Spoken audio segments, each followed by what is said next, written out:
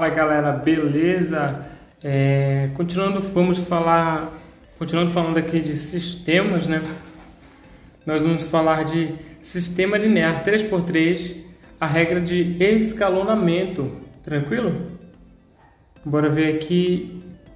Um sistema linear pode ser resolvido através do método de substituição ou pelo método de Cramer, com o auxílio da regra de Sarris. Uma nova forma de resolução será apresentada no intuito de ampliar as técnicas capazes de determinar os valores das incógnitas de um sistema de equações lineares. Beleza? Bem, o método de escalonamento pretende facilitar a resolução de sistemas, transformando um sistema mais complexo no mais fácil de ser desenvolvido, fazendo com que o número de incógnitas vá aumentando de baixo para cima nas equações. Difícil de entender? Veja o exemplo abaixo de sistema não escalonadas e de sistemas escalonados. Bem, aqui nós temos dois exemplos. Os não escalonados, eles têm a mesma quantidade de incógnitas e a mesma quantidade de equações, certo? Em cima, x, y, z. No meio aqui, nós temos... Deixa eu só marcar aqui. Em cima nós temos x, y, z. No meio temos 3y menos 2z igual a 8. E aqui embaixo nós temos y mais 5z igual a 37, certo? Vamos aqui ao segundo, que não é escalonado. Ele tem x menos 2y mais 3z, certo? E aqui no meio a segunda equação é 3y menos 2z igual a 6. E a terceira é menos 2y menos 3z igual a 3, certo?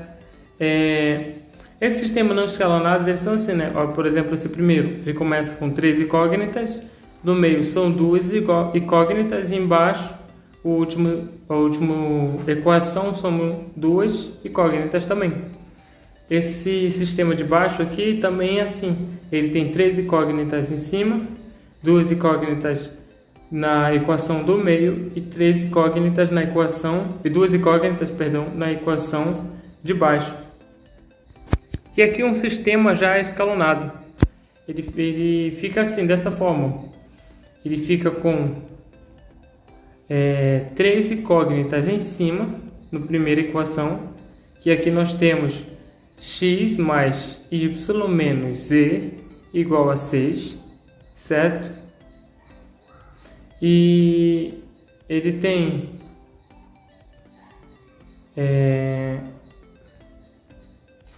duas incógnitas na equação do meio, certo? De cima para baixo, a segunda equação do meio, 2y mais z igual a 7. Tem duas incógnitas, y mais e o z, né? E embaixo ele tem apenas uma incógnita, que é 4z, beleza? Que é essa daqui, 4z.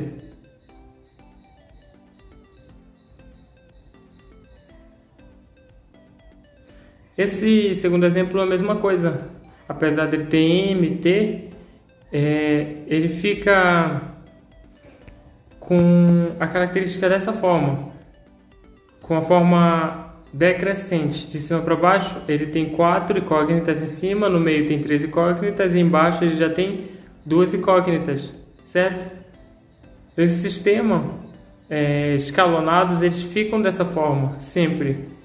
Vamos dizer que seja uma forma crescente, de baixo para cima, sempre com, né, 1, 2 incógnitas embaixo, e vai aumentando. Por exemplo, sistema 3x3, como esse primeiro, ele começa com uma incógnita, na segunda equação já tem 2 incógnitas, e na terceira equação 3 incógnitas. Nesse outro exemplo, ele começa com 2 incógnitas, que é t menos 5m, Depois ele vai para 3 incógnitas, né, na segunda equação, que é 3z menos 2t mais m.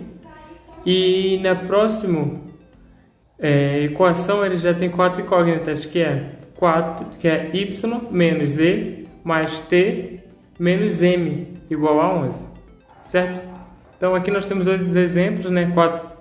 Dois exemplos de não escalonados e dois exemplos de escalonados.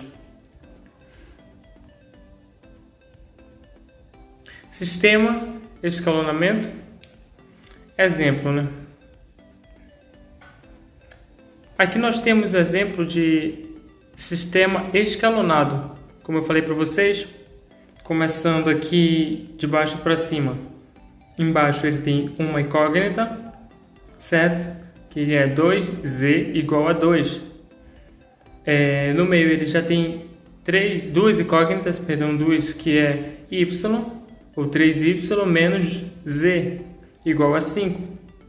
E acima, a última equação, ele já vai ter 3 incógnitas, que é x mais 2y mais z igual a 4. Aqui nós vamos para um exemplo de resolução desse sistema. Como ele pode ser resolvido? Para você ver como um sistema escalonado, ele é muito mais simples para se resolver. Beleza? Eu acredito que você já deve ter visto o sistema 2x2, métodos de resolução que já tem no sistema 2x2, como da adição, né? O da substituição. Também o sistema 3x3, que você já deve ter visto os métodos de resolução. Aqui vamos ver o método de resolução do sistema 3x3 escalonado, certo?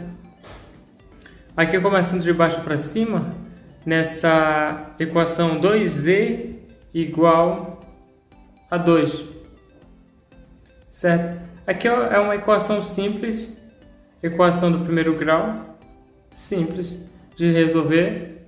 Acredito que todos conseguiriam. Simplesmente eu pego esse, para que eu venha resolver ele, né?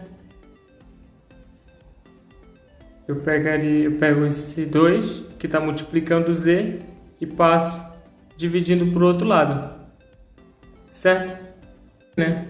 Ó, passou o 2 para o outro lado, ele está multiplicando, ele passa dividindo, então fica com z igual a 2 dividido para 2, logo z é igual a 1. Nada complicado, né? Bem simples mesmo de se resolver. Aqui nós já estamos indo de baixo para cima, né? Do mais fácil até chegar no mais difícil. Não é difícil assim, mas bora lá. Bem, temos aqui 3y, menos z igual a 5, certo? 3y menos z igual a 5. O valor de z nós já temos, né? Temos aqui que z é igual a 1. Beleza? Se z é igual a 1, nós podemos pegar e substituí-lo ele bem aqui. Sendo assim, vamos ficar assim, ó, 3y menos 1 é igual a 5. Bem, esse 1 ele está negativo, eu posso colocar ele para o outro lado positivo, né? Com mais 1. 5 mais 1 é 6. Então, fica assim, né? 3y é igual a 6, certo? E o 3 que estava multiplicando, ele vai para o outro lado dividindo. Então, y é igual a 6 dividido para 3. Logo, y é igual a 2. Beleza? Tudo certo? Y é igual a 2. Nós vamos aqui para o último que sobrou. Bem, parece ser complicado, mas não é. Obviamente a gente vai apenas fazer as substituições. Nós aqui já temos o valor de z e o valor de y, certo? Só precisamos encontrar o valor de x.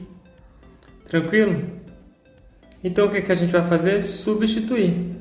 Substituindo ali, nós temos que x é igual, não, x mais 2y, nesse caso 2 vezes 2, mais z, nesse caso 1, é igual a 4, beleza? 2 vezes 2 é 4, mais 1, 5, beleza? Então fica assim, x mais 5 é igual a 4, tranquilo? X mais 5 é igual a 4, se o 4 está aqui positivo, ele pode ir para o outro lado negativo, né? Ele vai para o outro lado negativo, menos 5. Então eu fico com x é igual a 4 menos 5. 4 menos 5 é o mesmo que é igual a menos 1, certo? Então, galera, é assim, é exatamente dessa forma, bem simples de se resolver. Fico com x é igual a menos 1, z é igual a 1 e y é igual a 2. E pronto, está resolvido o sistema 3x3 de método de escalonamento. Um sistema escalonado, certo? É dessa forma. Então é isso. Beleza? Valeu! Oi turma, tudo bom com vocês? Aqui quem vos fala é o professor residente Anderley Alisson e vou estar trazendo aí mais uma aula para vocês, dando continuidade à aula de sistemas lineares tipo 3x3. Agora a gente vai estar trabalhando aí com um dos métodos de resolução que a gente tem para aplicar no sistema linear de tipo 3x3. O método em questão vai ser a regra de Cramer. Então, a regra de Cramer ela é uma estratégia para resolução de sistemas de equações lineares utilizando o cálculo dos determinantes, essa regra veio a ser criada aí pelo estudioso, pelo suíço Gabriel Cramer, por volta ali do século XVIII, e ele tinha o intuito de solucionar sistemas com um determinado número de incógnitas. Então, falando aí um pouco dessa história da regra de Cramer. Bom, a gente tem aqui o teorema que envolve essa regra. Então, dado um sistema de tipo 3x3, a gente pode resolver ele através do cálculo de determinantes, determinantes que a gente faz ali no cálculo da matriz. Então, se a gente observar aqui, nós podemos associar os elementos que compõem o sistema aos elementos de uma matriz, que já foi abordado lá no vídeo passado, a matriz associada a um sistema linear. A gente sabe que isso é possível, a gente pode associar um sistema linear a uma matriz, a matriz que vem a ser a representação expandida desse sistema. Então o teorema de Cramer vai envolver isso, dado um sistema aí de tipo 3x3, a primeira equação vai ser aí constituída por A1x mais B1y mais C1z igual a D1. D1 que vai ser o nosso termo independente. A segunda equação vai ser A2x mais B2y mais C2z igual a D2. E a terceira equação vai ser A3x mais B3y mais C3z igual a D3. Se a gente observar, esse sistema de tipo 3x3, nós vamos formar uma matriz de tipo 3x3, uma matriz quadrada de tipo 3x3. Então, nós vamos aí vamos selecionar as incógnitas através desse cálculo. Então, dado x, nós vamos calcular o determinante dx sobre o determinante da matriz original que nós vamos aplicar do sistema. O y vai ser igual a dy sobre d e o z vai ser igual a dz sobre d, e esse determinante ele tem que ser diferente de zero, certo? Então, dada a matriz que foi elaborada através do sistema, o determinante tem que ser diferente de zero para que a solução seja possível. Esses valores, ditos como dx, dy e dz, vêm ser os determinantes. Mas que determinantes?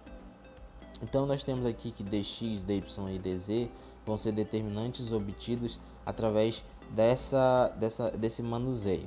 Então, nós temos ali a nossa matriz constituída pelo sistema, para dx, nós vamos fazer a substituição do termo independente na primeira coluna. Então, nós pegamos a matriz formada pelo sistema e fazemos essa substituição da coluna dos termos independentes na primeira coluna. O mesmo ocorre em dy, só que em vez de trabalhar a primeira coluna, nós vamos fazer essa substituição dos termos independentes na segunda coluna. E em dz segue esse mesmo padrão, só que agora nós vamos trabalhar ali na terceira coluna. Ficou compreendido? Então, para obter o determinante de dx, dy e dz, nós vamos fazer essa substituição da coluna dos termos independentes, correspondendo ali a cada coluna dessas matrizes, né? A gente pode chamar ali de matriz X, matriz Y e matriz Z, certo? Então, uma regra, um método de cálculo para trabalhar com matrizes, né, e achar o determinante é a regra de Sarri. Então, vamos aqui a um exemplo. Dado o sistema linear abaixo, resolva utilizando a regra de Cramer. Então, nós temos aqui um sistema linear de tipo 3x3, composto aí pelas equações. A primeira equação, x mais y mais z igual a 6. A segunda equação, 4x mais 2y menos z igual a 5. X mais 3y mais 2y igual a 13. Então, o primeiro passo seria a gente transformar aquele sistema que foi dado para a gente em uma matriz. Ou seja, nós pegamos os elementos do sistema que foi dado e pegamos os coeficientes das incógnitas. Vocês observaram no vídeo de associação de matrizes em um sistema linear, né, que essa matriz que a gente pegou agora, ela é dita como uma matriz incompleta, que é composta apenas pelos elementos de coeficiente das incógnitas. Então, a gente tem aqui uma matriz de tipo 3x3, uma matriz quadrada de tipo 3x3. Para resolvê-la, nós podemos aí utilizar a regra de Sarri, ou seja, dada a matriz, para resolver pela regra de Sarri, nós vamos repetir primeira e segunda coluna. No primeiro momento aqui a gente vai calcular as diagonais principais, vai realizar a multiplicação entre as diagonais principais, que vêm ser compostas aí do primeiro elemento à esquerda ao último elemento à direita, né, na diagonal da direita. Então nós temos aí a diagonal principal de 1, 2, 2, 1, menos 1 e 1, 1, 4 e 3, né? São as diagonais seguintes à diagonal principal. Nós já vamos realizar a multiplicação entre esses elementos. Então a gente pega 1 multiplicado por 2 multiplicado por 2 igual a 4, mais soma, né, já com os elementos da segunda diagonal principal, da sequência dessa diagonal principal. 1 multiplicado por menos 1 multiplicado por 1 igual a menos 1, mais 1 multiplicado por 4 multiplicado por 3 igual a mais 12. O mesmo, né, nós fazemos com os elementos das diagonais secundárias, que são elementos aí que a gente pode pegar da direita para a esquerda. Pegamos os elementos e fazemos esse mesmo processo, né, de multiplicação, só que em vez de somá-los, nós vamos subtraí-los. Então a gente pega, subtrai, né, menos 1 multiplicado por 2 multiplicado por 1, menos 2, menos 1 multiplicado por menos 1 multiplicado por 3 é igual a mais 3, menos 1 multiplicado por 4 multiplicado por 2 é igual a menos 8. Feito isso, né, nós vamos ter aí o determinante. Vamos pegar esses resultados obtidos através dessa multiplicação, somar e subtrair, e então o determinante da matriz é igual a 8, da matriz que a gente obteve do sistema. Então a gente vai guardar esse resultado, né, D igual a 8, para ser calculado lá ao final. Então o segundo passo vai ser realizar esse cálculo da matriz denominada como matriz X, ou seja, nós temos aqui a matriz original, que foi tirada através do sistema, e vamos realizar a substituição da primeira coluna pelos termos, pelos elementos da coluna dita como da coluna composta pelos termos independentes. Então, se vocês observarem aqui, né, a primeira coluna agora ela é composta ali pelos termos independentes. Nós vamos realizar o cálculo do determinante dessa matriz, né, utilizando a regra de Sarri, né, repetimos a primeira e a segunda coluna e encontramos dx igual a 8. Então, já encontramos dx igual a 8, guardemos esse resultado. Terceiro passo vai ser calcular a matriz MY. Agora, nós vamos substituir a coluna de termos independentes na segunda coluna da matriz, ou seja, vocês observem aí que a segunda coluna agora dessa matriz é constituída pelos elementos termos independentes. Realizamos esse cálculo de determinante pela regra de Sarri e encontramos dy igual a 16. Guardemos esse resultado. O quarto passo vai ser realizar o cálculo da matriz Z. Agora, em vez de trabalhar com a primeira e a segunda coluna, nós vamos trabalhar com a terceira coluna. Vamos substituir a coluna de termos independentes na terceira coluna. Utilizando a regra de Sarri, nós chegamos ao determinante dz igual a 24. Então, dx é igual a 8, dy é igual a 16 e dz é igual a 24. Feito isso, né, o quinto passo vai ser aplicar naquele teorema de Cramer, né, que diz que o x vai ser obtido pela divisão de dx sobre d. O dx nós encontramos, que é 8, e o d foi o determinante geral, né, o determinante da primeira matriz, também igual a 8. 8 sobre 8 é igual a 1. O y vai ser encontrado pela divisão de dy sobre d. dy a gente encontrou que foi 16, o 8 é o determinante, né, geral da primeira matriz. 16 sobre 8 é igual a 2. E o z vai ser encontrado aí pela essa divisão de dz sobre d. O dz é igual a 24, o d é igual a 8, 24 sobre 8 é igual a 3. Portanto, né, x vai ser igual a 1, y é igual a 2 e z é igual a 3. Bom, turma, né, essa foi a regra de Cramer que eu trouxe para vocês. Foi uma técnica aí criada pelo suíço Gabriel Cramer por volta do século XVIII. Ele tinha esse intuito, né, de realizar o cálculo de sistemas com incógnitas aí a se descobrir.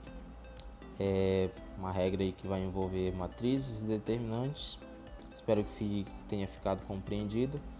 Obrigado pela atenção de todos. Se você gostou desse vídeo, pode deixar aí seu like para incentivar o nosso trabalho. Até a próxima.